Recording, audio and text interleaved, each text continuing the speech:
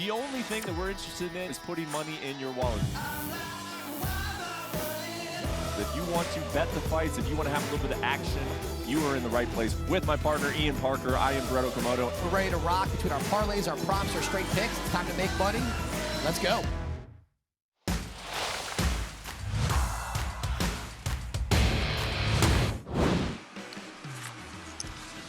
Welcome into beautiful Perth, Australia, which will be home to UFC 284 this Saturday. Islam Makhachev looking to defend his title against Alexander Volkanovski, and in a weird way, Alexander Volkanovski looking to defend his own title, the pound-for-pound #1. It's the #1 pound-for-pound fighter in the world taking on the #2 pound-for-pound fighter in the world, and I am in Perth, Australia to see it. Thank you for tuning in to my favorite part of Fight Week, UFC Best Bets, and I am with Ian Parker over the magic of Zoom here to talk about a little bit of plays for your Saturday evening. Ian, how much are you looking forward to this card? You know what? Last week was a really good bounce back week for us. Coming into a week like this, we're going to get the pound for pound 1 and 2 fighter, dual champions to compete. I don't think we've ever had that before. This is really as amazing as it gets when it comes to this sport. I've been looking forward to it, and we are finally here. Yeah, man, I think the whole sport is looking forward to it, and the people in Australia especially. There have been hundreds of people showing up for the open workouts, the press conference, the ceremonial weigh-in is later today.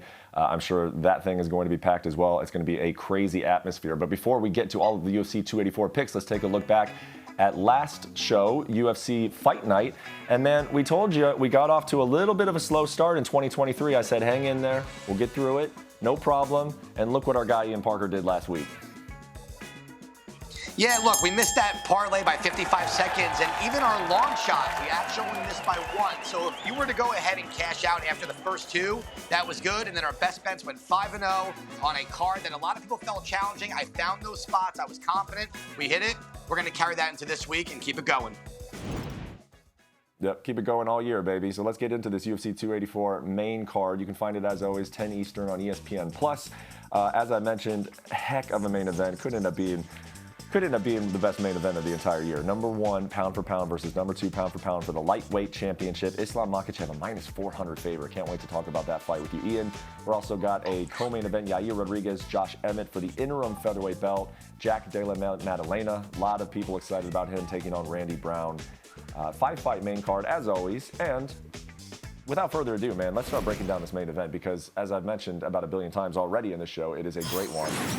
-400, man, that's not necessarily surprising. In fact, I think a lot of us would have expected this line to Islam to come out as a big favorite. But, man, you see +300 next to Alex Volkanovski, and it is tempting, right? Or is it not tempting for you? You know what? It's somewhat tempting because Alexander Volkanovski has done nothing but show us why he is the true champion that he is. There's no holes in his game. He's completely well-rounded. He keeps getting better. This is just a different type of challenge. He's fighting someone who's just a lot bigger, Islam Makhachev. And on top of that, you know, when you're looking to really find an underdog in this situation, I try to find a path to victory. And when it comes to Alexander Volkanovski, the only one for me would be to keep this fight standing for 5 rounds and to outbox Islam from bell to bell. Can he do that? That is going to be the question of whether or not he can become the champ or not. Now, when you're talking about on the other side of this fight, Islam Makhachev, this is someone who Khabib Nurmagomedov said this is the future. And right now, he is showing us, I don't even think we've seen the best Islam yet. That last fight against Charles Oliveira, I think was just the beginning of what we are going to see in a very dominant championship run from someone like him. In this fight, we know what he's going to try to do. Now, he claims he's going to stand up. He wants to show everyone he can knock out Volk. I don't buy it. He's going to do what he does best. He's going to take this fight to the floor. And if it doesn't happen the first time, it will happen the second or the third. And at some point, I think something's got to give. And I think Islam will get it done inside the distance. It's just going to be a matter of when, unless Volk surprises us, which he is durable, but having Islam on top of you like that is a very tough task. Yeah, well, you mentioned there inside the distance. I was going to ask, as a follow-up, sometimes with these big favorites, you look at, maybe an over-under here. And like as you mentioned, Alex Volkanovski, what's his path to victory? I think most likely his path to victory, like you said, keeping it on the feet, maybe having time tick by and win a points fight. I think if Alex is going to win, it's probably most likely going to be by decision. You can see that reflected in the odds there. Do you maybe think about just taking the over because Alex is such a smart guy. He knows how to work the clock. But no, you like Islam. You think he's going to get him down and finish the job. Well, look, if you take Islam inside the distance, it doesn't matter whether he gets it done round 1 or the last second of round 5. You know, the real question here is we have not seen Alexander Volkanovski fight really any true wrestler, grappler his entire career, except for Chad Mendes, and that was many, many moons ago. Islam is just different, and when he's on top of you, he's suffocating. And I just don't see Volkanovski being a threat off his back. He's not going to submit Islam Makhachev by a triangle choke or an armbar or a Kimura. It's just not going to happen. So he's going to be playing a lot of defense while he's there, and just a lot of energy is going to be spent by him trying to continuously stand up. I really see this going a lot like the Spivak-Derek Lewis fight last week, where Derek Lewis kept getting up and he kept getting dragged to the floor and slammed and dragged to the floor to the point of exhaustion. Volkanovski's got a great tank, but he's never had someone like Islam on him like this. And I think that's going to be the difference in this fight compared to anyone he's had before. Yep. So final question on the main event then. You like Islam to get it done inside the distance. I ask you this from time to time, Ian. Do you feel like getting a little greedy and going with submission over knockout, or do you think that he's capable of both, so you want to keep it in the just in the generic inside the distance?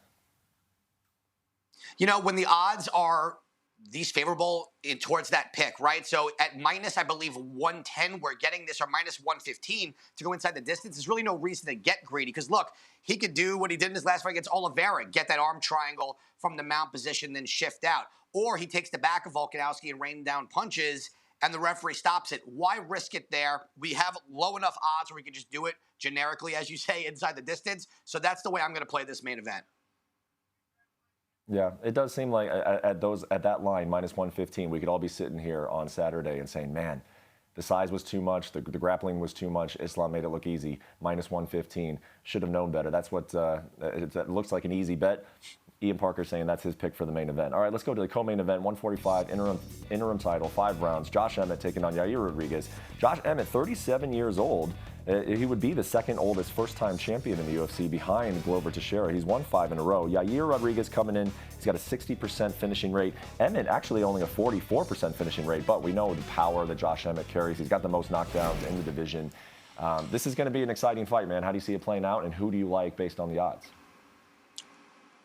You know, the minute I heard this fight get announced, I already knew what my pick was, and that is Yair Rodriguez. For me, what I saw in his fight against Max Holloway, granted he lost, was improvement across the board. He's got unpredictable striking, good cardio. Even off his back, his jiu-jitsu looked pretty good. You know, the one thing about him is that he keeps getting faster, the strikes keep getting better, and he carries some power himself, and he's not afraid to take a shot.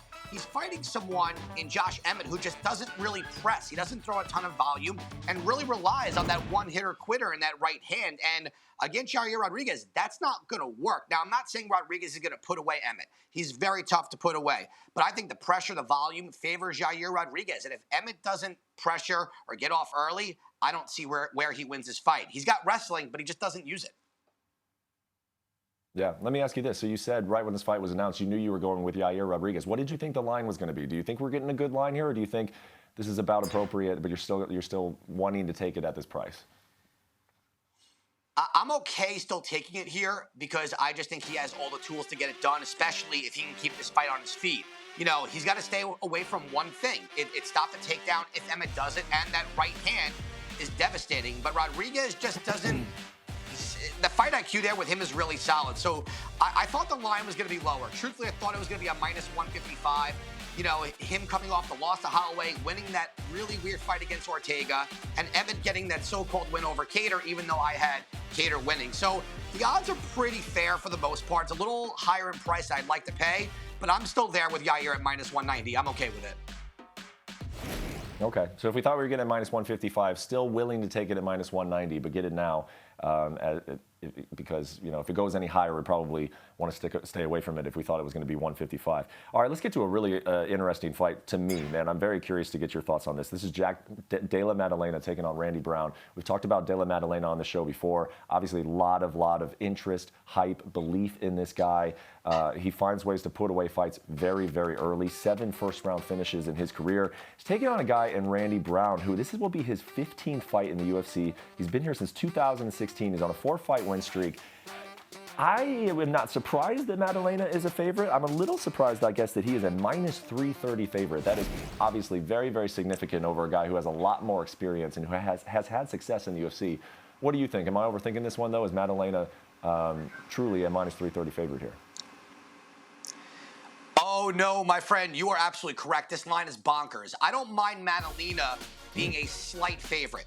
But here's the one thing about a guy when he knocks people out over and over again in round one, we don't really get to see what he's about if he's on his back, if he goes to the third round. We saw it on the Contender Series where he fought through some adversity. On his back, he kind of looked like a fish out of water. Now, since he's been in the UFC, his boxing has looked nothing short of flawless. However, he has not fought someone, a level of competition that Randy Brown has fought, or someone like Randy Brown. You're talking about a guy at this weight, at 6'3". Brown's size is significant. Brown, though, I understand the odds only because he has been dropped quite a few times, and 3 out of his last 4 fights out of his wins have been by decision, but this is a guy who can fight from the distance. He is also capable of putting Jack on his back and kind of stealing some rounds. So I'm going to kind of throw a curveball here. I think this is going to go over 1.5 rounds. If Madalena is going to get the knockout, I think it's at the end of round 2. So we're going to go over 1.5, I believe at minus 160. I think Randy's able to hang around for a little bit before Jack gets the boxing and finds his rhythm. Yeah, and if you want a big underdog play to maybe make things interesting and give you something to root for on Saturday, yeah, Randy Brown at plus 260. I mean, I get it. Madalena, we've sung his praises a lot on this show, but minus 330 is a very, very wide line, and Randy Brown has a lot of experience in the UFC. So we will see. That is a welterweight fight on the main card. Let's quickly go through the last 2 fights on the main card. Ian, what do you got for Justin Tafa, Parker Porter, and Jimmy Crute, Alonzo Menafield? I'm going to go with Justin Tafa. I think that man kicks like an absolute mule. He'll be able to slow Porter down and land those punches. And with Jimmy Crute versus Alonzo Menafield, first off, I think the value's in Menafield. Crute's been out for 2 years, coming off a major surgery, and both these guys are finishers. Give me under 1.5 rounds in that fight. Well, that's the main card. Let's go to the prelims and the early prelims. It's going to be a particularly early day with the time difference, early Sunday morning. For that crowd in Perth, but I think they're going to show up, and I think they're going to be pretty bonkers from the very beginning. What are your picks for the prelims, Ian? Tyson Pedro Modestas Bukauskas. Modestas is taking this fight on short notice. Last 2 fights win by knockouts. We know Pedro's a finisher.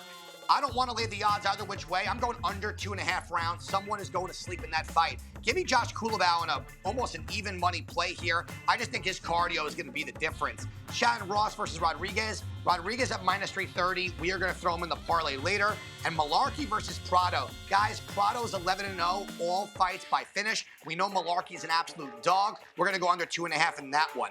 We're going to go Jack Jenkins here. We're going to throw him in a parlay, but there is a prop to win by TKO Karo sub. I love that. Give me Loma over Elise Reed. Blake Builder over Shane Young. Young's been a little too inconsistent. Take him as a favorite. And Zubara at a crazy number. I would take him by finish if you want to play that or stay away completely. All right, there you go. So we've gone through every fight on main card, on the prelims. So let's get to that parlay, which, like you said, we just missed by about a minute last week. Let's get it home this week. What do you got for the parlay?